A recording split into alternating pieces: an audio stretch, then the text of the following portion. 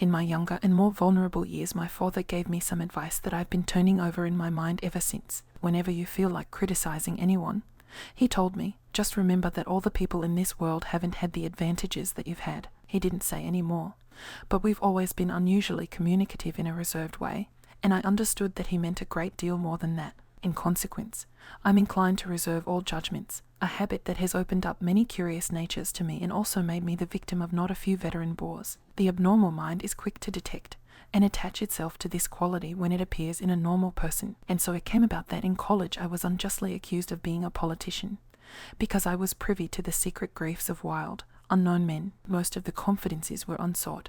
Frequently I have feigned sleep, preoccupation, or a hostile levity when I realized by some unmistakable sign that an intimate revelation was quivering on the horizon, for the intimate revelations of young men, or at least the terms in which they express them, are usually plagiaristic and marred by obvious suppressions. Reserving judgments is a matter of infinite hope. I am still a little afraid of missing something if I forget that, as my father snobbishly suggested, and I snobbishly repeat, a sense of the fundamental decencies is parcelled out unequally at birth, and, after boasting this way of my tolerance, I come to the admission that it has a limit. Conduct may be founded on the hard rock or the wet marshes, but after a certain point I don't care what it's founded on. When I came back from the East last autumn, I felt that I wanted the world to be in uniform and at a sort of moral attention forever. I wanted no more riotous excursions with privileged glimpses into the human heart. Only Gatsby, the man who gives his name to this book, was exempt from my reaction. Gatsby, who represented everything for which I have an unaffected scorn. If personality is an unbroken series of successful gestures, then there was something gorgeous about him, some heightened sensitivity to the promises of life, as if he were related to one of those intricate machines that register earthquakes 10,000 miles away. This responsiveness had nothing to do with that flabby impressionability which is dignified under the name of the creative temperament. It was an extraordinary gift for hope, a romantic readiness such as I have never found in any other person, and which it is not likely I shall ever find again. No, Gatsby turned out all right at the end. It is what preyed on Gatsby, what foul dust floated in the wake of his dreams that temporarily closed out my interest in the abortive sorrows and short-winded elations of men. My family have been prominent, well-to-do people in this middle western city for 3 generations. The Carraways are something of a clan, and we have a tradition that we're descended from the Dukes of Buccleuch. But the actual founder of my line was my grandfather's brother, who came here in '51, sent a substitute to the Civil War, and started the wholesale hardware business that my father carries on today. I never saw this great uncle, but I'm supposed to look like him, with special reference to the rather hard-boiled painting that hangs in father's office. I graduated from New Haven in 1915, just a quarter of a century after my father, and a little later I participated in that delayed Teutonic migration known as the Great War. I enjoyed the counter-raid so thoroughly that I came back restless. Instead of being the warm centre of the world, the Middle West now seemed like the ragged edge of the universe, so I decided to go east and learn the bond business. Everybody I knew was in the bond business, so I supposed it could support one more single man. All my aunts and uncles talked it over as if they were choosing a prep school for me, and finally said, "Why, yes," with very grave, hesitant faces. Father agreed to finance me for a year, and after various delays I came east. Permanently, I thought, in the spring of '22. The practical thing was to find rooms in the city, but it was a warm season, and I had just left a country of wide lawns and friendly trees. So when a young man at the office suggested that we take a house together in a commuting town, it sounded like a great idea. He found the house, a weather-beaten cardboard bungalow at $80 a month.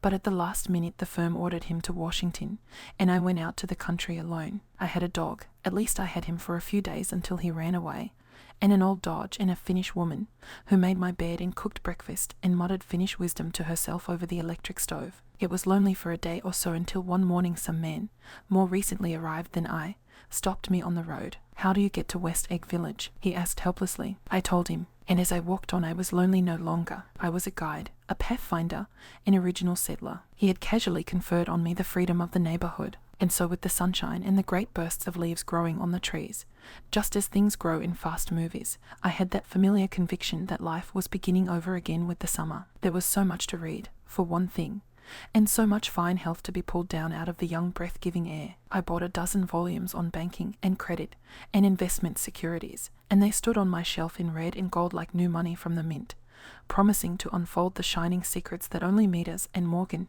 and me seen as new. And I had the high intention of reading many other books besides. I was rather literary in college. One year I wrote a series of very solemn and obvious editorials for the Yale News, and now I was going to bring back all such things into my life, and become again that most limited of all specialists, the well-rounded man. This isn't just an epigram. Life is much more successfully looked at from a single window. After all, it was a matter of chance that I should have rented a house in one of the strangest communities in North America. It was on that slender riotous island which extends itself due east of New York, and where there are, among other natural curiosities, two unusual formations of land, 20 miles from the city, a pair of enormous eggs, identical in contour and separated only by a courtesy bay, jut out into the most domesticated body of salt water in the Western Hemisphere, the great wet barnyard of Long Island Sound. They are not perfect ovals, like the egg in the Columbus story. They are both crushed flat at the contact end, but their physical resemblance must be a source of perpetual wonder to the gulls that fly overhead. To the wingless, a more interesting phenomenon is their dissimilarity in every particular except shape and size. I lived at West Egg, the less fashionable of the two, though this is a most superficial tag to express the bizarre and not a little sinister contrast between them. My house was at the very tip of the egg, only 50 yards from the Sound, and squeezed between two huge places that rented for $12,000 or $15,000 a season. The one on my right was a colossal affair by any standard. It was a factual imitation of some Hotel de Ville in Normandy, with a tower on one side, spanking new under a thin beard of raw ivy, and a marble swimming pool, and more than 40 acres of lawn and garden. It was Gatsby's mansion, or rather, as I didn't know Mr. Gatsby, it was a mansion inhabited by a gentleman of that name. My own house was an eyesore, but it was a small eyesore, and it had been overlooked, so I had a view of the water, a partial view of my neighbour's lawn, and the consoling proximity of millionaires, all for $80 a month. Across the courtesy bay the white palaces of fashionable East Egg glittered along the water, and the history of the summer really begins on the evening I drove over there to have dinner with the Tom Buchanans. Daisy was my second cousin once removed, and I'd known Tom in college, and just after the war I spent 2 days with them in Chicago. Her husband, among various physical accomplishments, had been one of the most powerful ends that ever played football at New Haven, a national figure in a way, one of those men who reach such an acute limited excellence at 21 that everything afterward savours of anticlimax. His family were enormously wealthy. Even in college his freedom with money was a matter for reproach, but now he'd left Chicago and come east in a fashion that rather took your breath away. For instance, he'd brought down a string of polo ponies from Lake Forest. It was hard to realize that a man in my own generation was wealthy enough to do that. Why they came east I don't know. They had spent a year in France for no particular reason, and then drifted here and there unrestfully wherever people played polo, and were rich together. This was a permanent move, said Daisy over the telephone. But I didn't believe it. I had no sight into Daisy's heart, but I felt that Tom would drift on forever seeking, a little wistfully, for the dramatic turbulence of some irrecoverable football game. And so it happened that on a warm, windy evening I drove over to East Egg to see two old friends whom I scarcely knew at all. Their house was even more elaborate than I expected. A cheerful red and white Georgian colonial mansion, overlooking the bay. The lawn started at the beach and ran towards the front door for 1/4 of a mile, jumping over sundials and brick walks and burning gardens. Finally, when it reached the house, drifting up the side in bright vines as though from the momentum of its run. The front was broken by a line of French windows, glowing now with reflected gold and wide open to the warm windy afternoon, and Tom Buchanan in riding clothes was standing with his legs apart on the front porch. He had changed since his New Haven years. Now he was a sturdy straw-haired man of 30, with a rather hard mouth and a supercilious manner. Two shining arrogant eyes had established dominance over his face and gave him the appearance of always leaning aggressively forward. Not even the effeminate swank of his riding clothes could hide the enormous power of that body.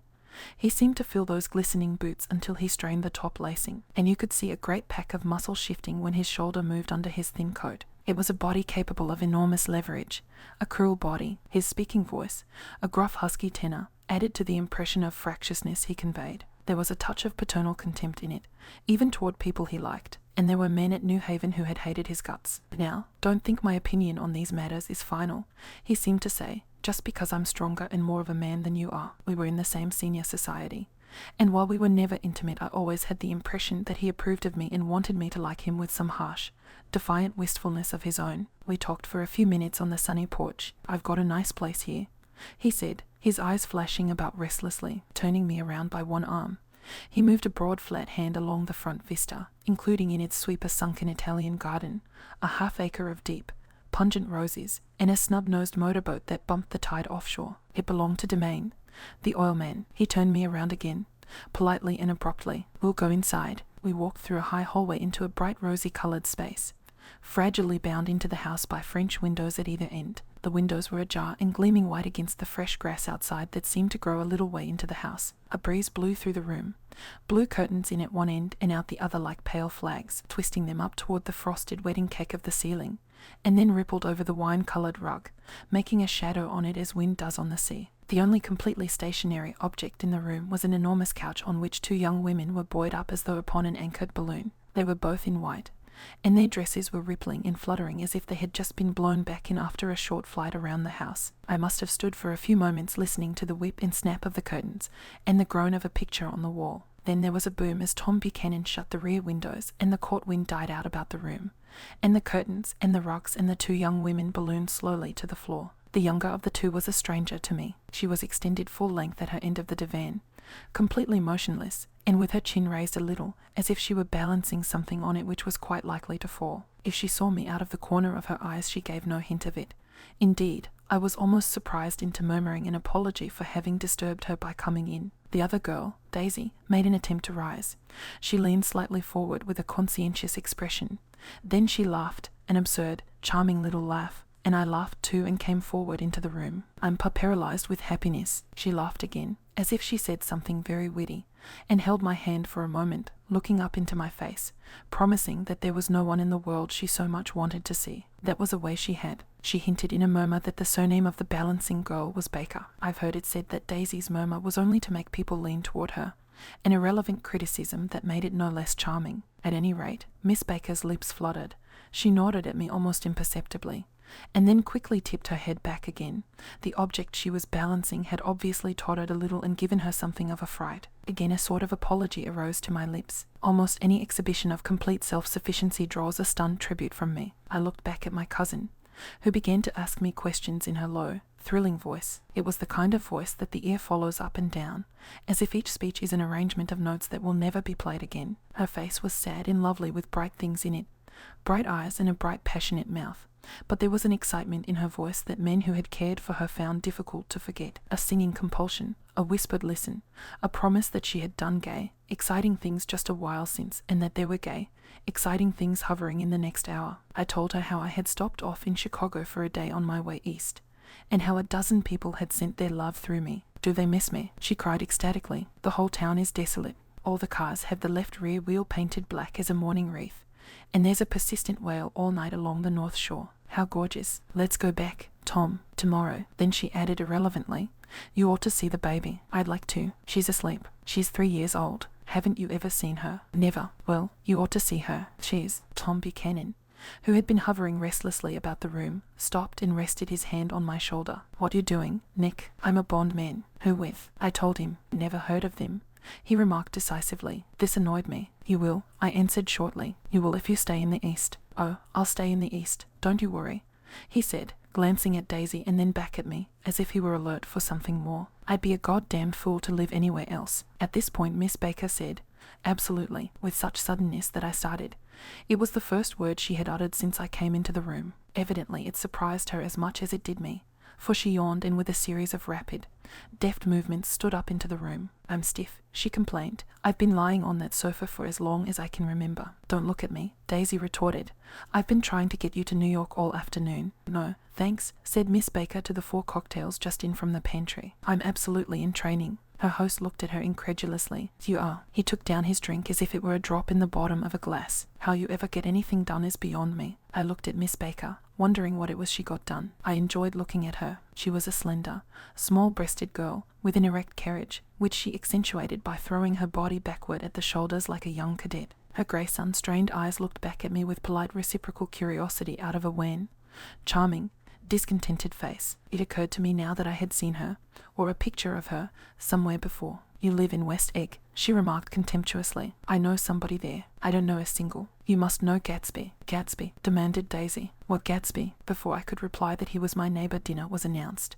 Wedging his tense arm imperatively under mine, Tom Buchanan compelled me from the room as though he were moving a checker to another square. Slenderly, languidly, their hands set lightly on their hips, the two young women preceded us out onto a rosy-coloured porch, open toward the sunset, where 4 candles flickered on the table in the diminished wind. Why candles? Objected Daisy, frowning. She snapped them out with her fingers. In 2 weeks it'll be the longest day in the year. She looked at us all radiantly. Do you always watch for the longest day of the year and then miss it? I always watch for the longest day in the year and then miss it. We ought to plan something, yawned Miss Baker, sitting down at the table as if she were getting into bed. All right, said Daisy. What'll we plan? She turned to me helplessly. What do people plan? Before I could answer, her eyes fastened with an odd expression on her little finger. Look, she complained. I heard it. We all looked. The knuckle was black and blue. You did it, Tom, she said accusingly. I know you didn't mean to, but you did do it. That's what I get for marrying a brute of a man. A great, big, hulking physical specimen of a... I hate that word hulking, objected Tom crossly. Even in kidding, hulking, insisted Daisy. Sometimes she and Miss Baker talked at once, unobtrusively and with a bantering inconsequence that was never quite chatter, that was as cool as their white dresses and their impersonal eyes in the absence of all desire. They were here, and they accepted Tom and me, making only a polite, pleasant effort to entertain or to be entertained. They knew that presently dinner would be over, and a little later the evening too would be over and casually put away. It was sharply different from the West, where an evening was hurried from phase to phase towards its close, in a continually disappointed anticipation or else in sheer nervous dread of the moment itself. You make me feel uncivilized, Daisy, I confessed on my second glass of corky but rather impressive claret. Can't you talk about crops or something? I meant nothing in particular by this remark, but it was taken up in an unexpected way. Civilization's going to pieces, broke out Tom violently. I've gotten to be a terrible pessimist about things. Have you read The Rise of the Coloured Empires by this man Goddard? Why, no, I answered, rather surprised by his tone. Well, it's a fine book, and everybody ought to read it. The idea is if we don't look out, the white race will be utterly submerged. It's all scientific stuff. It's been proved. Tom's getting very profound, said Daisy, with an expression of unthoughtful sadness. He reads deep books with long words in them. What was that word Well, these books are all scientific, insisted Tom, glancing at her impatiently. This fellow has worked out the whole thing. It's up to us, who are the dominant race, to watch out, or these other races will have control of things. We've got to beat them down, whispered Daisy, winking ferociously toward the fervent sun. You ought to live in California, began Miss Baker, but Tom interrupted her by shifting heavily in his chair. This idea is that we're Nordics. I am, and you are, and, after an infinitesimal hesitation, he included Daisy with a slight nod, and she winked at me again. And we've produced all the things that go to make civilization. Oh, science and art, and all that. Do you see? There was something pathetic in his concentration, as if his complacency, more acute than of old, was not enough to him any more. When, almost immediately, the telephone rang inside and the butler left the porch, Daisy seized upon the momentary interruption and leaned towards me. I'll tell you a family secret, she whispered enthusiastically. It's about the butler's nose. Do you want to hear about the butler's nose? That's why I came over tonight. Well, he wasn't always a butler. He used to be the silver polisher for some people in New York that had a silver service for 200 people. He had to polish it from morning till night, until finally it began to affect his nose. Things went from bad to worse, suggested Miss Baker. Yes, things went from bad to worse, until finally he had to give up his position. For a moment the last sunshine fell with romantic affection upon her glowing face. Her voice compelled me forward breathlessly as I listened. Then the glow faded, each light deserting her with lingering regret, like children leaving a pleasant street at dusk. The butler came back and murmured something close to Tom's ear, whereupon Tom frowned, pushed back his chair, and without a word went inside. As if his absence quickened something within her, Daisy leaned forward again, her voice glowing and singing. I love to see you at my table, Nick. You remind me of a rose, an absolute rose, doesn't he? She turned to Miss Baker for confirmation. An absolute rose. This was untrue. I am not even faintly like a rose. She was only extemporizing, but a stirring warmth flowed from her, as if her heart was trying to come out to you concealed in one of those breathless, Thrilling words. Then suddenly she threw her napkin on the table and excused herself and went into the house. Miss Baker and I exchanged a short glance consciously devoid of meaning. I was about to speak when she sat up alertly and said shush in a warning voice. A subdued impassioned murmur was audible in the room beyond, and Miss Baker leaned forward unashamed, trying to hear. The murmur trembled on the verge of coherence, sank down, mounted excitedly, and then ceased altogether. "This Mr. Gatsby you spoke of is my neighbour," I began. "Don't talk. I want to hear what happens." "Is something happening?" I inquired innocently. "You mean to say you don't know?" said Miss Baker, honestly surprised. "I thought everybody knew." "I don't." "Why?" she said hesitantly. "Tom's got some woman in New York." "Got some woman," I repeated blankly. Miss Baker nodded. "She might have the decency not to telephone him at dinner time, don't you think?" Almost before I had grasped her meaning there was the flutter of a dress and the crunch of leather boots, and Tom and Daisy were back at the table. "It couldn't be helped," cried Daisy with tense gaiety. She sat down, glanced searchingly at Miss Baker, and then at me, and continued, "I looked outdoors for a minute, and it's very romantic outdoors. There's a bird on the lawn that I think must be a nightingale come over on the Cunard or White Star Line. He's singing away."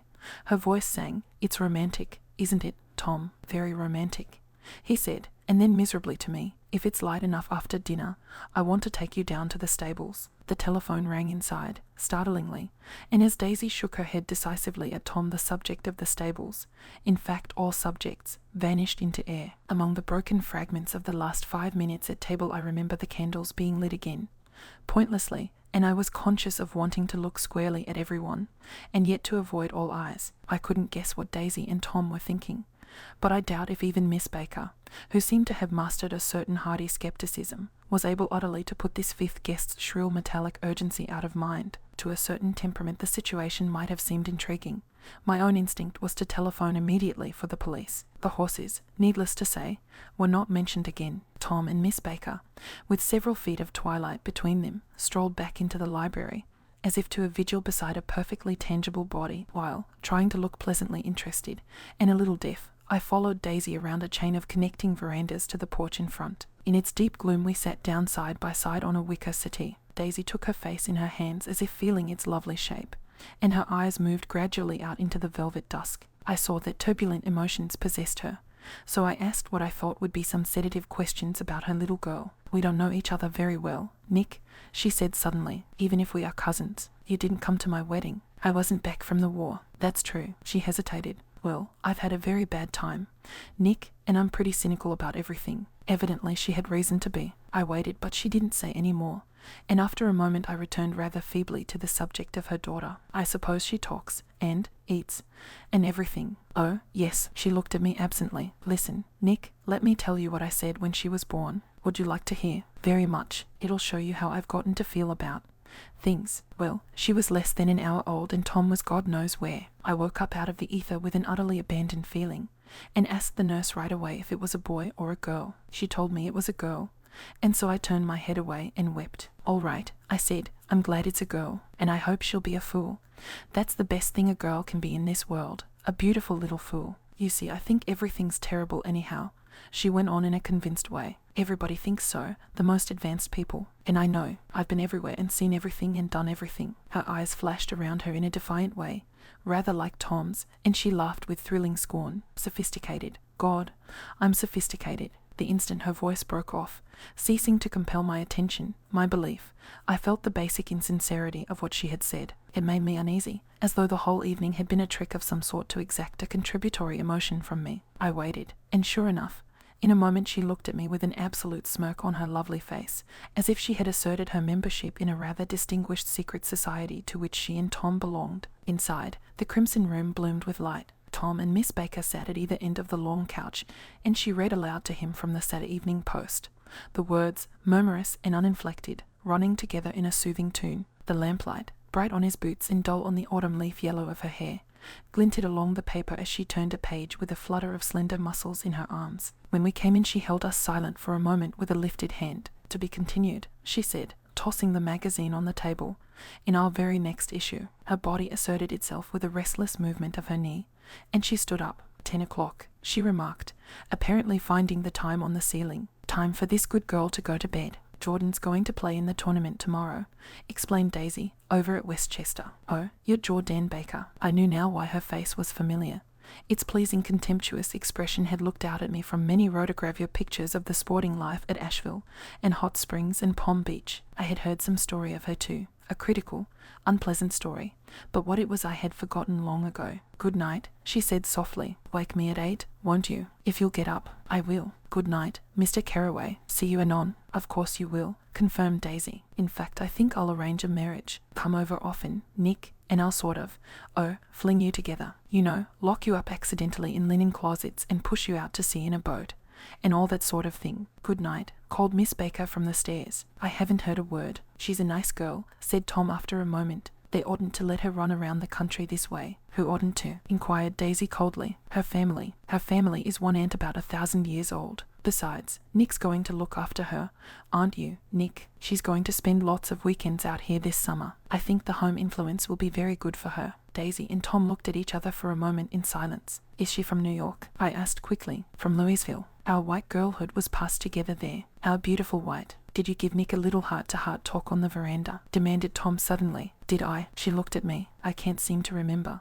But I think we talked about the Nordic race." "Yes, I'm sure we did. It sort of crept up on us, and first thing you know, don't believe everything you hear, Nick," he advised me. I said lightly that I had heard nothing at all, and a few minutes later I got up to go home. They came to the door with me and stood side by side in a cheerful square of light. As I started my motor, Daisy peremptorily called, "Wait, I forgot to ask you something, and it's important. We heard you were engaged to a girl out west." "That's right," corroborated Tom kindly. "We heard that you were engaged." "It's a libel. I'm too poor, but we heard it," insisted Daisy, surprising me by opening up again in a flower-like way. "We heard it from 3 people, so it must be true." Of course I knew what they were referring to, but I wasn't even vaguely engaged. The fact that gossip had published the banns was one of the reasons I had come east. You can't stop going with an old friend on account of rumours, and on the other hand I had no intention of being rumoured into marriage. Their interest rather touched me and made them less remotely rich.